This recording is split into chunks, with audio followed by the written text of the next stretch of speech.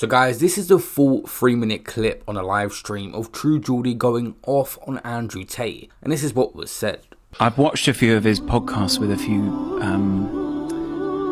should we say, Muslim guys who are also hungry for their own fame, should we say. I mean, watching those guys... At the end of the day, it doesn't matter what religion anyone is. A cunt is a cunt is a cunt. Honestly, watching some of these guys desperately pipe Andrew Tate off, going, well, of course, you'll have learned this because, this is one of the most... It's one of the most pathetic uses of a meaningful cause that I've ever seen, and I actually find it quite off-putting. Some people on YouTube, I thought I could maybe learn a bit about Islam from them. They even said I could come on they offered to come on our podcast because we spoke about Islam once. I wouldn't touch them with a barge pole now. No, but the way that they've sucked Andrew Tate off last week. Let's be real though. If you are truly a person of moral high value and religion, you ain't going to suck fucking Andrew Tate off, are you? You know what I mean? Like, you know what the fucking... But let's be real. Since God knows how long, people have been hiding behind religion to get away with all of the dumb shit they want to do, or some of the sick shit that they want to say and do, and it's no different, you know what I mean? I was watching quite an interesting guy for a little while called Mohammed Hijab, and if quite a few people... I'm sorry, what? Yeah, I'll find this guy. This guy had him on. Okay. And I was watching quite a few of his videos. I found quite an interesting guy. Obviously, I know so little compared to so many other people, so this isn't a criticism. But I'll say this, Mohammed, I was so disappointed by the podcast that you did on a genuine level. Like, I'm talking to you man to man now. I watched quite a lot of your content, and it had me quite interested for a little while.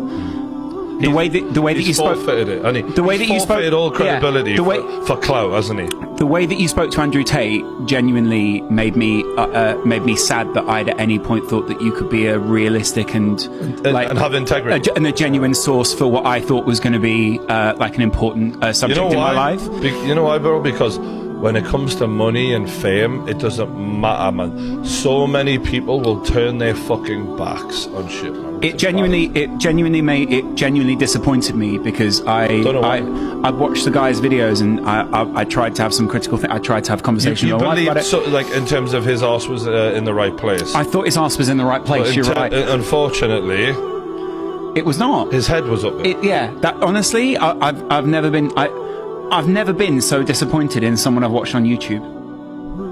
That's saying something. We've seen some shit. We've seen some real shit, bitch. I've never been so disappointed in someone that I thought, you know what, there might be something there.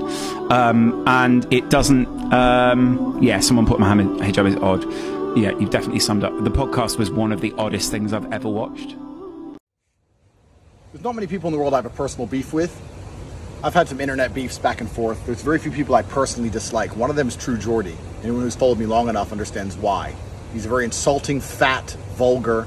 He's a dickhead. He's an unlikable person. He's not very smart. He's stupid. He has his little girlfriend who sits next to him.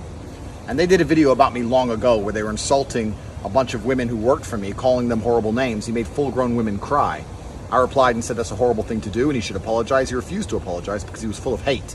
Turns out the man was full of hate because he ended up begging for dildos off of a woman. The screenshots were leaked of him begging for dildos, begging to suck on them, begging to be cheated on because he likes to be dominated by females. He sits there, fat. That's why he eats so much, to try and pretend he's bigger than he is. He sits there fat, trying to convince the world it's muscle and that he's a tough guy. But truthfully, he begs to be dominated by females.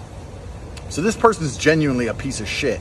And now, after me converting to Islam, he made a piece on one of his podcasts saying that I'm not true in my conversion, and then insulted all Muslims.